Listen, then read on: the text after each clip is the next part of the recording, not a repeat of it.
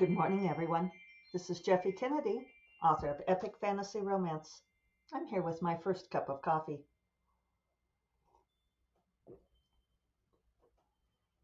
That's good. Today is Monday, October 17th. And in the latter half of October already. How's that happening? It's cold and rainy here in Santa Fe. We got a lot of rain, more rain over the weekend. Um, Saturday was kind of nice, and then yesterday was just started Saturday night, nonstop rain all day. So I spent a lot of time reading by the fire, and that was all that you imagine it could be. Saturday I did not do a lot, and it was good. It was good. I was feeling a little bit lazy, as I rarely do. Um, I did spend a lot of time talking to people on the internet, which was fun. And yeah, reading by the fire. Did accomplish some final judging for a contest, so I got that reading accomplished. It was actually a really good accomplishment weekend. I got many things done. So yeah, it was nice because even though, and maybe because of that, I took the day off on Saturday and did very little. Yesterday was very productive. I finally, and this has been sliding down my to-do list for months, and it was hard. So I want credit for this. Is I finally figured out how to put my audiobooks on YouTube. And the reason that I want to do this is I had been advised when I went wide with the audiobooks that it can be really good to put your audiobooks on YouTube. Lindsay Baroker has a great uh, video about why she decided to do this, and she's got her audiobooks on there. And some other people said so too, but I'll link to Lindsay's podcast about it because she was very helpful to me. Uh, but it turns out that there is a really great audience on YouTube for listening to audiobooks. And I think Lindsay did her post a couple of years ago. And so this may have changed. But one of the great things about putting stuff on YouTube is that, like this podcast, for those of you who listen on here. Oh, I should say, if you may be able to hear from the sound quality, but if you're not on video, I am in my office today because it's just yeah, it's like 43 degrees outside and soaking wet. So I'm inside. I don't know if the grape arbor season is completely over yet, but we're getting close. So anyway, on YouTube, if you have over 1,000 subscribers, which I don't have anywhere close to that, or once you pass 4,000 views of all of the stuff on your channel, then you get monetized. And I'm actually doing okay on the views. So if you waffle podcast wise, like I never tell people buy my books here over this or that sort of thing.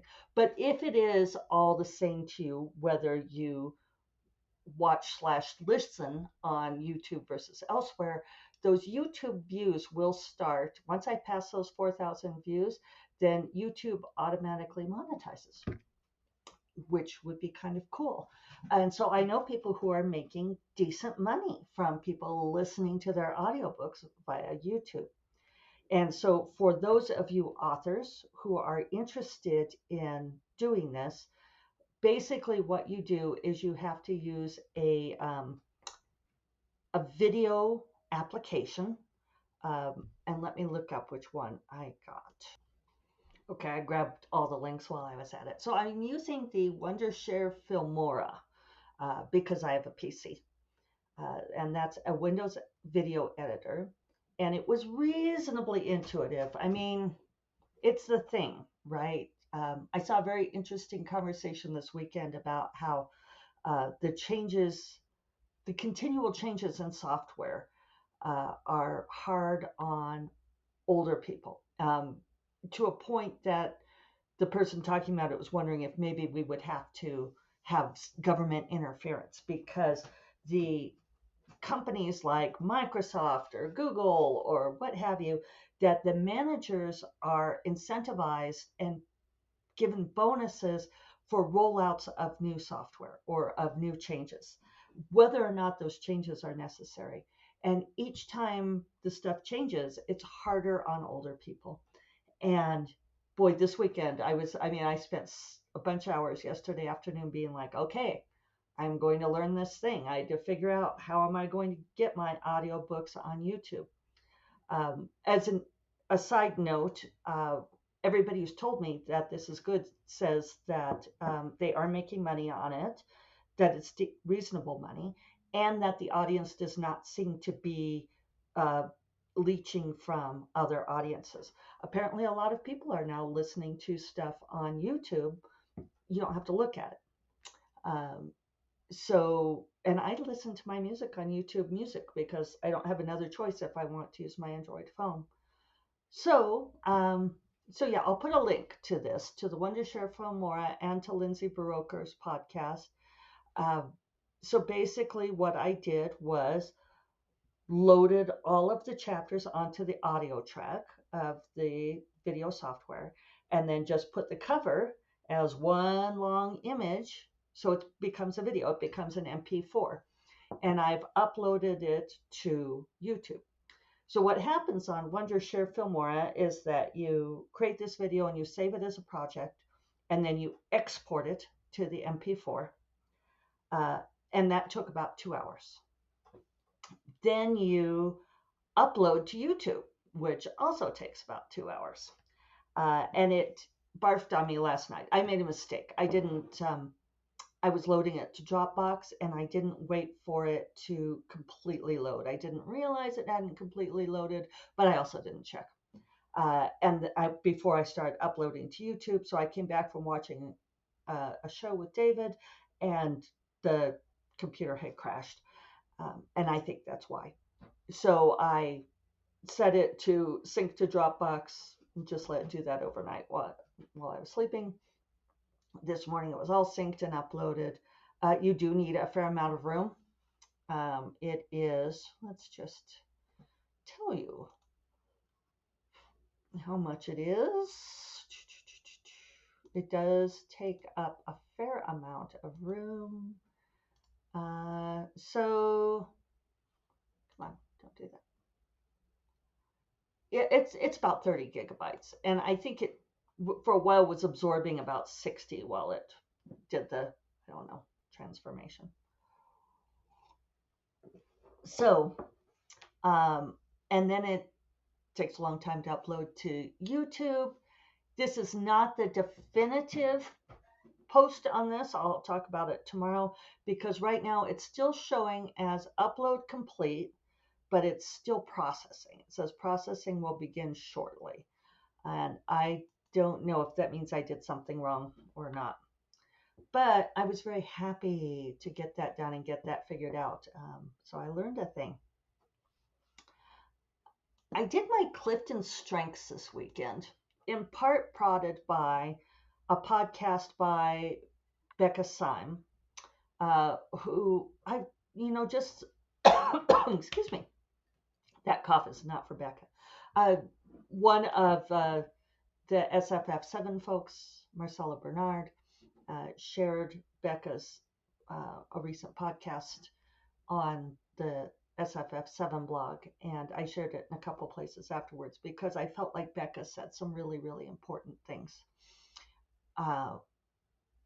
And she does a lot of author coaching stuff. And now she's got like a coaching staff under her and all of these things. And one of the things she does, I guess, as part of her corporate job, is she does use like Clifton Strengths to teach writers how to maximize their strengths. And people have been telling me for a long time that I should do my Clifton Strengths because I might be interested in the results. So I got the results. And I think this is kind of funny. I still can't decide exactly what this means because I only did like the top 5. I didn't do the full report because I figured paying $20 was enough for this. But I think it's very funny that my number one strength is connectedness. Um, and actually, I'd have to bring this up too. It's really kind of amusing because this does show. Usually, I'm like evenly spread across all categories when I do these kinds of things. And in this case, I am definitely not. Um, Connectedness is my number one. That's in relationship building. Then I have two, four, and five are all in strategic thinking. And the number three, the middle one, is in executing. So connectedness, learner, achiever, intellection, and input, um, which basically, so the connectedness, I think this is so funny that this is my number one, but here I am talking to you all, and I know I talk about the Tao and various things like that. So I suppose it's no surprise, but it says people who are especially talented in the connectedness theme have faith in the links between all things. They believe there are few coincidences and that almost every event has a reason. Um, and it says chances are you are attracted to promises that improve promises. Yeah, it doesn't say anything about me reading aloud well. Chances are good that you are attracted to news that promises to improve the quality of life for the entire human family, which is true, right? I don't know why this is a strength. I could certainly see this being a truth, but it says, driven by your talents, you naturally build bonds that unite different types of people who have separate and often clashing agendas. Your appreciation of everyone's uniqueness frees you to help individuals direct most of their attention to what they have in common. It's very likely that you hold to your core values. They form the foundation of your day to day existence. Your internal moral compass always points in the direction of what is right, proper, and true. You trust your strong convictions to direct you to the right path, regardless of the obstacles you face. Um, which is all true. I just don't understand how I'm supposed to maximize this as a strength. If any of you have input, I am looking forward to hearing about it. Apparently, like if I do the full thing, then I learn how to maximize this strength. Then I'm a learner, great desire to learn. I want to continuously improve, which is good because I had to learn how to do that freaking YouTube video thing. Uh, and then achiever, a great deal of stamina and work hard, take greatest satisfaction from being busy and productive. That is me. And I could see how that's useful. I think the learner thing I could probably, it's probably true too. It's like, I was thinking about that as I was working yesterday. It's like, you like learning things. And it's like, yes, but I don't want it to be so hard. The intellection, um, introspective and appreciate intellectual discussions. That's certainly me. Uh, and then input, um, have a craving to know more, like to collect and archive all kinds of information.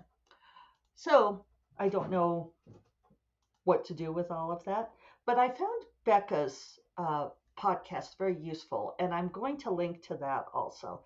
And it was interesting because um, we were talking about it on the Faro Discord for probably a lot of Saturday and Sunday. And it was amazing to me how many people um, didn't quite internalize the message of the video. And it's something that I sort of talk about some on here, and it sounds like Becca's been sort of dancing around the edges of it too.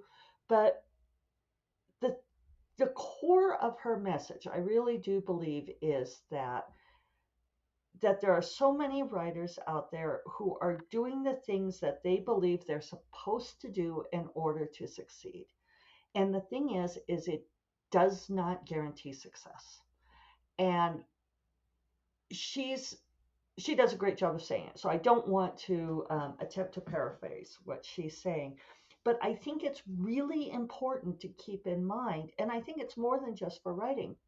It's There's so much information out there on here's the formula to do the thing, like all of the success stuff and all of these things.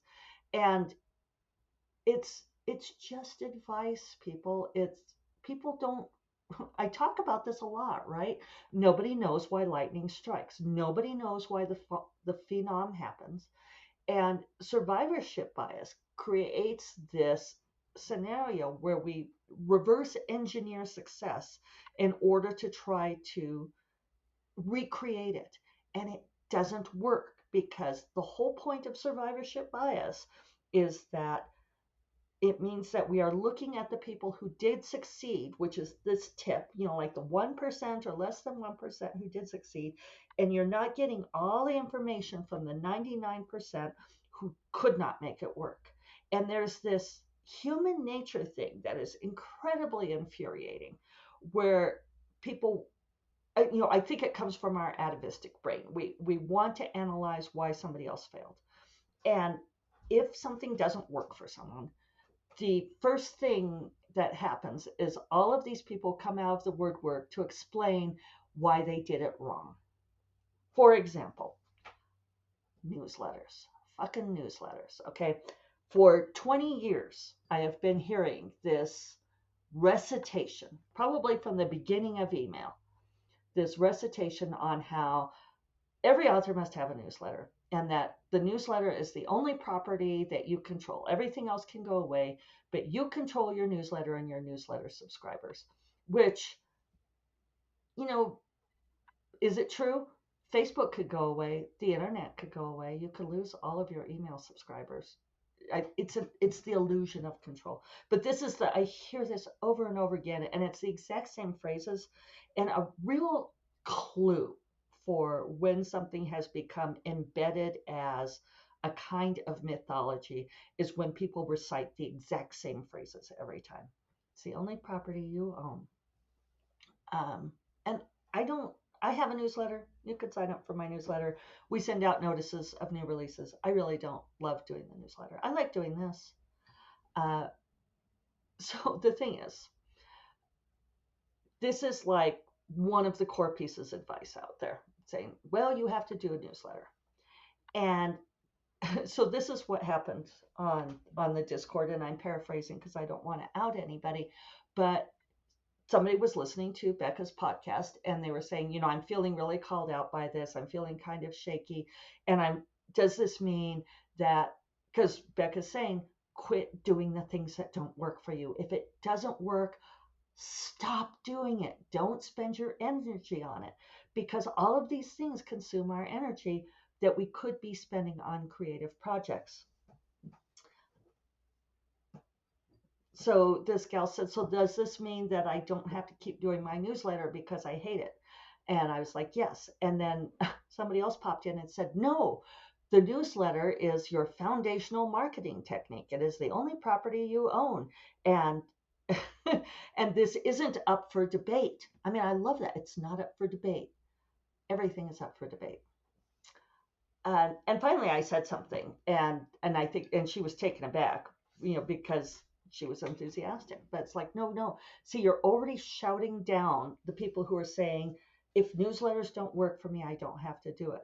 And she was immediately coming back with all of the pre-recorded, because I've heard all of these arguments before. You just have to take time to build it, and you just have to do this, and you just have to do that. So when somebody says, I have tried this technique, for example, newsletters, and it does not work for me, then the first thing that happens is that someone who's incredibly invested in this technique comes in and says all of the reasons for why they should do it, why they think it's valuable, except they don't frame it that way. They say this isn't up for debate, it just is, and then explains why the person failed to do it correctly. And this is how all of the success stuff works. And I have seen this happen over and over and over again, that they say, well, if you follow these steps, you will be a millionaire in 5 years. And I guarantee it. And then when it comes around, when you come back later and you say, well, I did everything and I'm not a millionaire, so I want my money back, they say, oh, no, you didn't do it right. And it's an impossible argument, right? Because how do you refute it? They're like, oh, well, you didn't envision it correctly. You didn't give it enough time. You didn't, and that's the scam. And I'm not saying the newsletter thing is a scam, but I'm saying that's how these things happen. Uh, so yes, if something is not working for you, don't do it. And and it was funny because somebody else came in and said, well, you could get your assistant or a friend to do your newsletter for you. And it's like, so we've already said that this is making someone unhappy and they don't like doing it and it's not working for them. The solution is not then to outsource the energy to someone else, because you're still going to have to think about it and do it. um, there are no surefire guarantees of what is going to make you successful in any field at all. And I appreciated some of you who contacted me. Some of this, I was ranting on similar themes last week. Who this happens in corporate America, right? And I appreciated you pointing that out. That it's, you know, working hard doesn't necessarily mean earning more money. Um, Doing your very, very best doesn't necessarily mean you're going to rise to the top. Following the steps that somebody else followed does not mean that you're going to get the same result.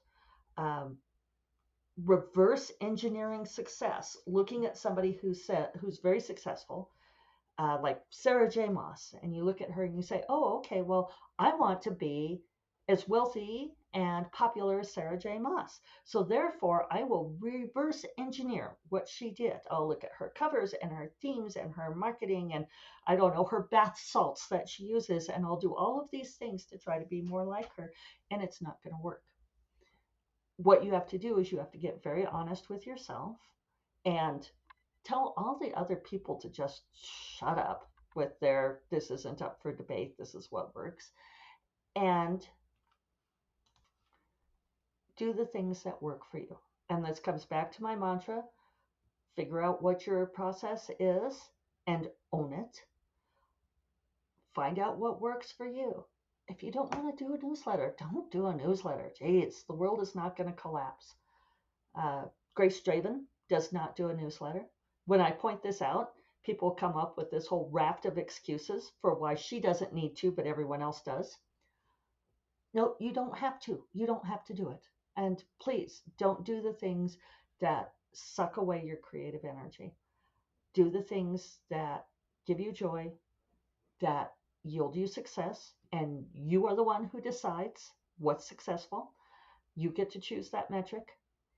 And we'll talk about this more all this week because I've already run long. But there you have it. Uh, Nobody else gets to decide what is success but you. Um, my mantra of figure out what your process is and own it. Somebody pointed out that it's very like the great quote from Dolly Parton, which is find out who you are and do it on purpose. Um, all of these things, you do not need to be like anybody else. And in fact, you can't be. So you might as well be you to the best of your ability. So those are your marching orders for this Monday. And I will talk about more this week. You all take care. Bye bye.